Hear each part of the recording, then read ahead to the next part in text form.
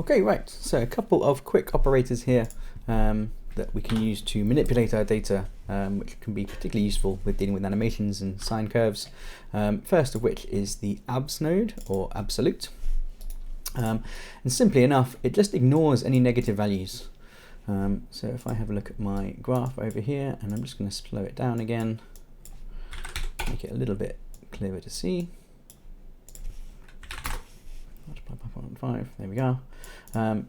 If I ignore the absolute node, we have a sine wave going from +1 to -1. And if we just take the absolute of it, anything that's below the line here, anything that's negative, is just going to get converted to be positive. And so we get this kind of bouncing effect. Very useful for certain types of motion. If you had sort of like a vertex animation heartbeat or something like that, you wouldn't want it to be in and out, you'd want it to sort of beat.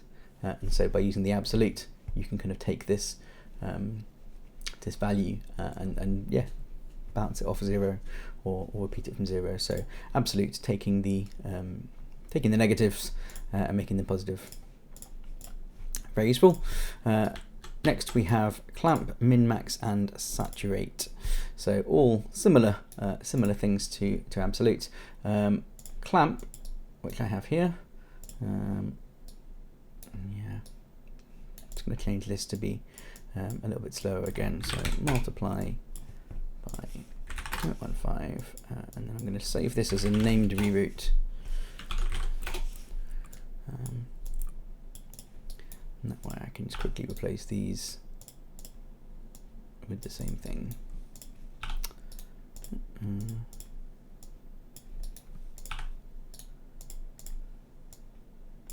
Okay, so slow that right down. Again, if we ignore the clamp node here, we just plug in a sine wave. Values go between 0 and 1, and they repeat. Maybe a little slow.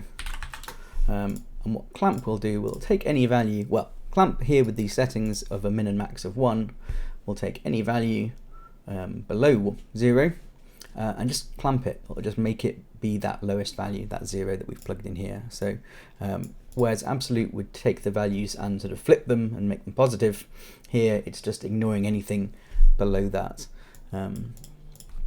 If we plug in a lower value here for our upper bound, we can bring the top down as well, and there's nothing stopping us doing, I don't know, -0.25 or whatever in our lower bound. So the clamp node allows us to choose what our ranges are, and the default being 0 and 1, but we can override those with these inputs or with these values inside the node. Very useful for making sure things don't go above a certain height, or for creating these kind of shapes where some things are a bit more sort of linear, a bit more static. This could work quite well for the animation and a blinking light, for example. So it'd be on for a bit, and then off, and then on, and then off, and we create that kind of switch. Saturate. This is basically a clamp. It works in exactly the same way, but there is no inputs to it. It's only ever going to clamp between 0 and 1. This is free on most hardware. So clamping things between 0 and 1 is such a common occurrence in computer graphics that it's hard coded into GPU hardware that this is the thing. That said, again, Unreal's compiler is pretty smart. Anything where you put clamp 0 to 1, I believe, will automatically compile down to a saturate.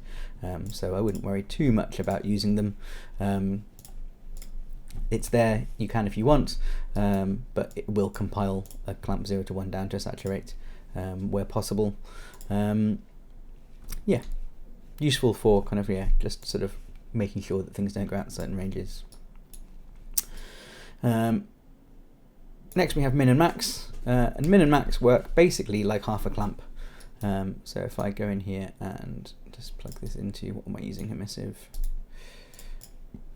Oh, quick workflow tip, I suppose. Right click on any pin and you can connect to an output. Very useful. We should mention that in the workflow video, but hopefully people will see me doing it and pick it up if they've not watched this video. But yes, min and max work as two halves of a clamp. So here we are taking the minimum value between the two inputs. So the sine wave input that we've used again and again, and just the value 0. So effectively anything that's above 0 gets clamped down, gets minimized, and then the reverse for max. So if I plug this to emissive, anything that's above 0 gets clamped down, and this won't have an upper bound.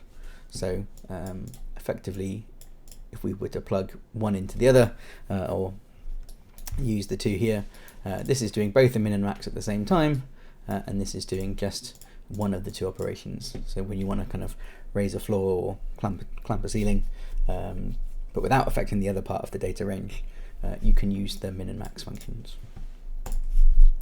Okay, I think that is it for these. Very useful for sort of adjusting our curves and our waveforms to create different types of animation. You can create, flat areas or sort of distinct on-off areas, and also just being used in other parts of our shader code as well, where appropriate.